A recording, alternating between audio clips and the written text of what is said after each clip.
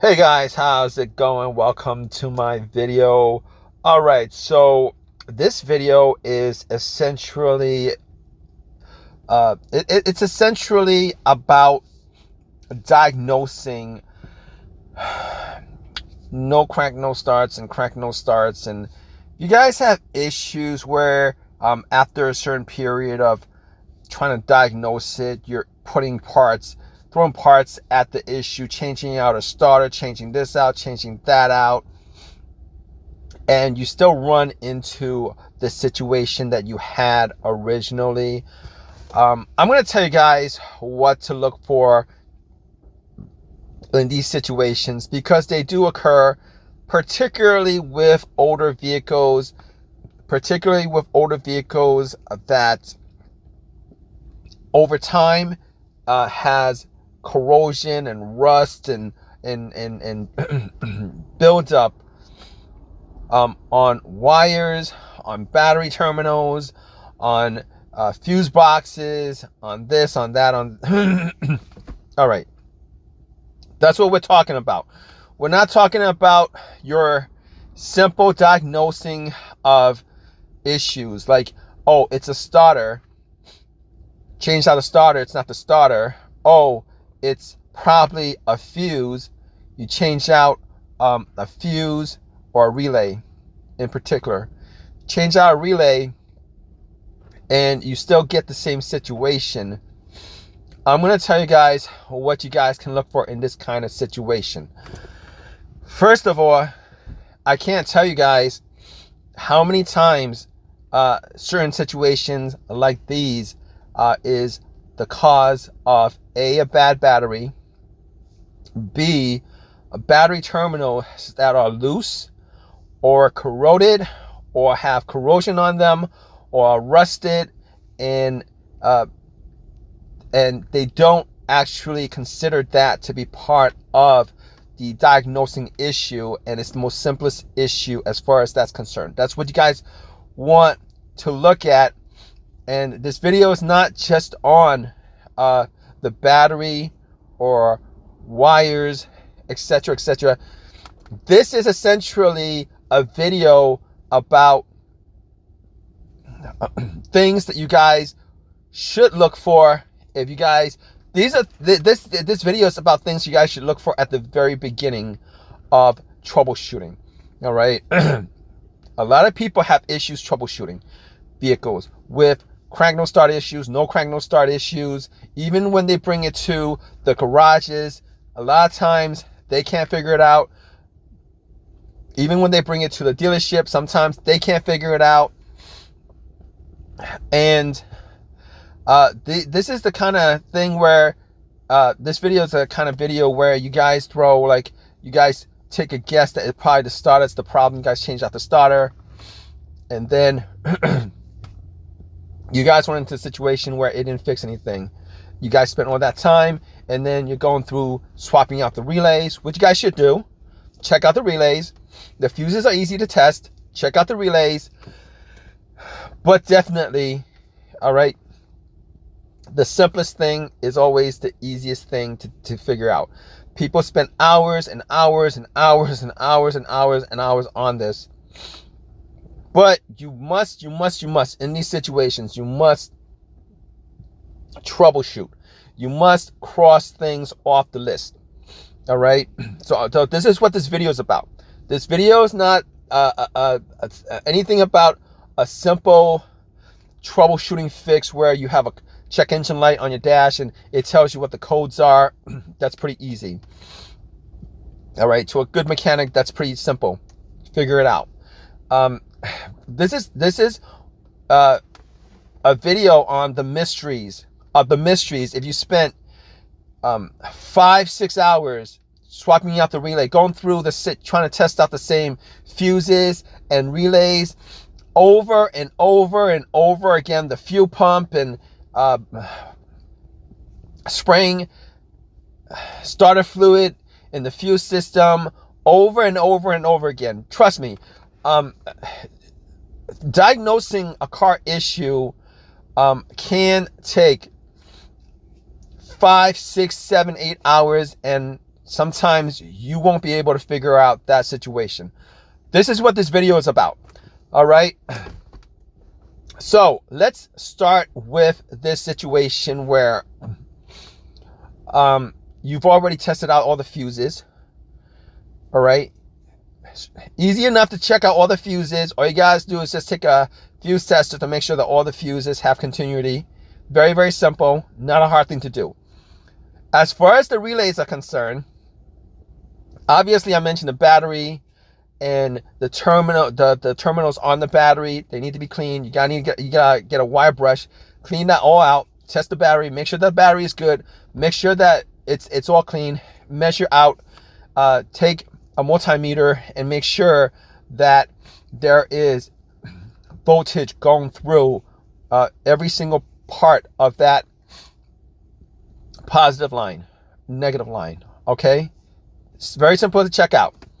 Also, what you guys want to do is you guys want to check your fob key battery to make sure that your fob key battery is good. If not, you guys have to change it out. A lot of people miss that, and they spent hours and hours and hours and hours trying to figure out that it's thinking that's something else when it's something that simple. But I'm just crossing all this stuff off the list for you guys so that it makes it easier. And this video is not about any particular manufacturer, any particular car, etc., etc. All right, this video is essentially a video on pretty much all older vehicles with corrosion, rust, etc., etc. Okay, so you guys are where you are after spending hours and hours and hours and hours trying to figure out what the situation is. And you guys don't know. You guys are absolute loss. You guys have the multimeter out, everything out, and you guys still can't figure out what the problem is. I'm going to tell you guys what. There are multiple ground wires in a vehicle. There's a main ground wire, which is a negative ground wire. All right.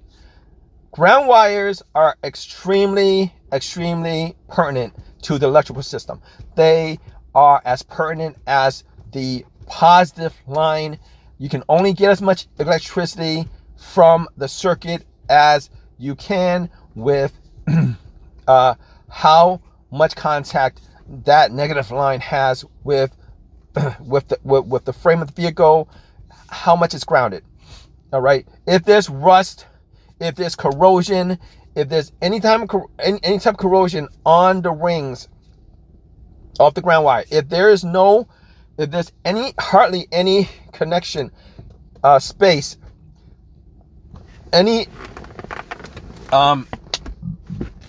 sorry guys, I have a bit of a cold, but I'm going to try to get through this.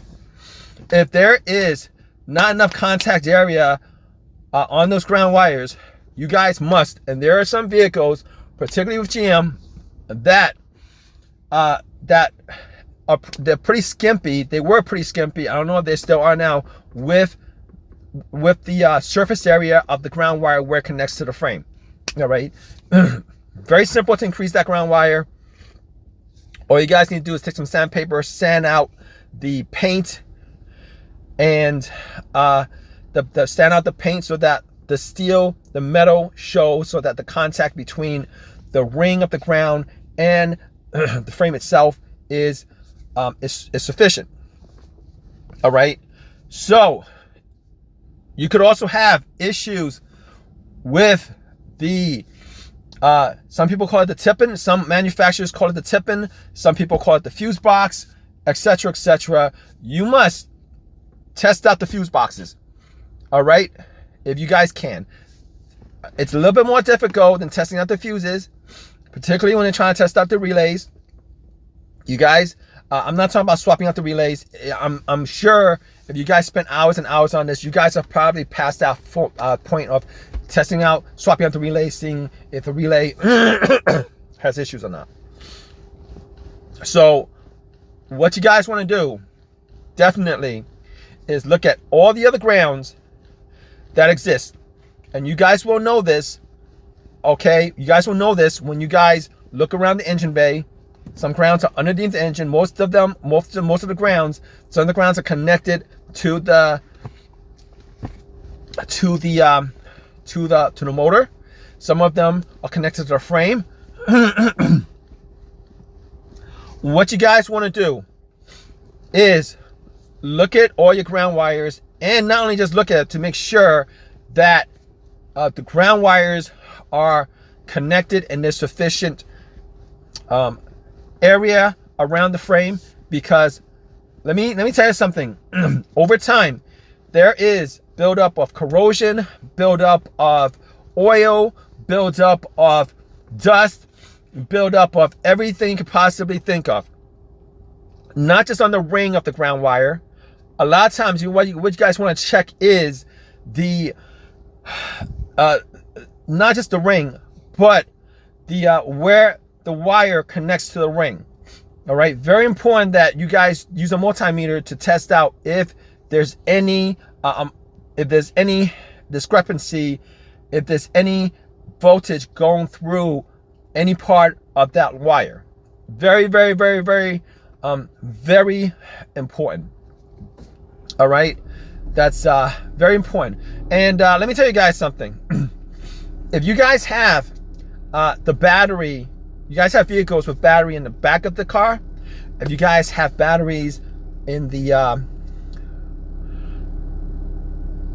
in your seat, if the battery's not in the under the hood, I've come across situations where with these batteries, there's a line that goes from the battery all the way up to the front. All right, all the way to the front. That line itself, if you guys have the situation where you guys have no power whatsoever, or you guys have some power, you must, and you guys did everything you guys can to check out all the circumstances to make sure that everything else is good, and you guys still scratching your head over why your vehicle's not cranking, or why it's cranking, it's not starting, why you're getting some power, you're not getting all power. You guys need to make sure that that line that connects from the battery all the way to the front of the vehicle, you gotta make sure that that line is not corroded. I've seen situations where parts of that line become corroded, and parts of that line will not have any voltage going through it. All right, I worked in a car just like that. I forget what particular car it was. I think it was a European car, maybe a BMW or something like that. But I'm just throwing this out there for all you guys who are actually looking for the answer when you're in this zone of mystery after 6, 7, 8 hours of trying to figure it out, but you're just still absolutely lost at square one. All right, just go back and check out all the things I've mentioned. Double back, just test them all out, and check to make sure that double check on all that stuff, just to make sure that those aren't the things that's causing it. Obviously, you have a problem, it's going to be something that's causing it. All right, troubleshooting is not easy. For the most part, it's easier with the OBD2 scanner, but not everything has a sensor on it. So hope this has helped you guys out. You guys have any questions on this, definitely leave a question in the comment section. If you guys have your own personal opinion on this, definitely leave a comment in the comment section. Please subscribe, please give me a thumbs up, all that good stuff. Appreciate your time, guys. Take care.